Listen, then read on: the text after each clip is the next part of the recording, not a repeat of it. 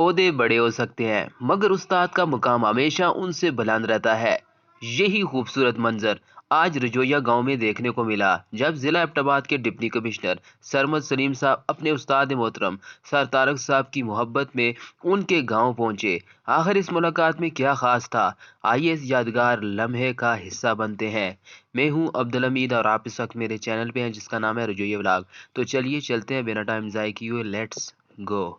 اب ہم داخل ہوتے ہیں فاروق صاحب کے خوبصورت باغیچے میں جہاں آج کی اس باوقار تقریب کا اہتمام کیا گیا تھا۔ داخل ہوتے ہی سب سے پہلے نظر پڑتی ہے خوش آمدیدی بورڈ پر جس پر معزز مہمان کے لیے خیر مقدم کے جذبات درج ہیں۔ باغیچے کی خوبصورتی بھی اپنی مثال آپ تھی، ایک طرف انگور کی بیلیں، دوسری طرف انجیر اور مختلف پھلوں سے لدے درخت جنہوں نے پورے ماحول کو مزید دلکش بنا دیا تھا۔ آگے بڑھتے ہیں تو ریڈ کارپیٹ مہمانوں کے استقبال کی شان بڑھا رہا تھا، جبکہ سامنے خوبصورتی سے سجی نشستوں پر علاقہ کے معززین، بزرگ اور معزز شخصیات آپس میں خوشگوار گفتگو میں مصروف تھے۔ ہر طرف محبت، اپنائیت اور احترام کا ایک خوبصورت ماحول محسوس ہو رہا تھا۔ مہمان خصوصی کی آمد کے لیے تمام انتظامات مکمل تھے۔ استقبالیہ چوک، خوبصورت نشستیں اور ہر طرف ایک باوقار ماحول نظر آ رہا تھا۔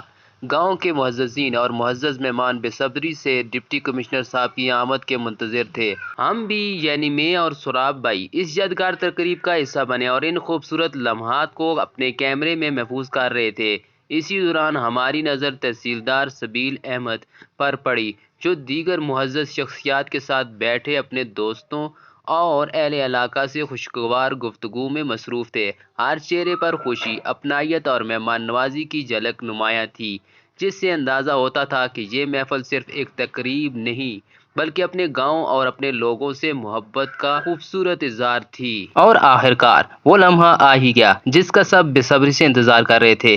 ضلع ایبٹ آباد کے ڈپٹی کمشنر سرمد سلیم صاحب تقریب میں تشریف لے آئے۔ گاؤں کے بزرگوں، معززین اور اہل علاقہ نے ان کا پرتپاک استقبال کیا۔ ہر چہرے پر خوشی اور احترام کے جذبات نمایاں تھے۔ ڈپٹی کمشنر صاحب نے نہایت خوش اخلاقی کے ساتھ بزرگوں سے ملاقات کی، مصافحہ کیا اور خیریت دریافت کی۔ اس کے بعد وہ اپنی نشست پر تشریف فرما ہوئے۔ تقریب کا باقاعدہ آغاز تلاوت قرآن پاک سے کیا گیا جس سے پورا ماحول روحانی سکون اور برکت سے بھر گیا۔ فَيَغْفِرُ لِمَن يَشَاءُ وَيُعَذِّبُ مَن يَشَاءُ وَاللَّهُ عَلَىٰ كُلِّ شَيْءٍ قَدِيرٌ۔ آمنتُ بِاللَّهِ صَدَقَ اللَّهُ مَوْلَانَا الْعَظِيمُ۔ تلاوت قرآن پاک کے بعد ڈپٹی کمشنر صاحب کے قابل احترام استاد سر طارق صاحب نے اظہار خیال فرمایا۔ آئیے اب آپ کو سر طارق صاحب کی دلنشین گفتگو سناتے ہیں۔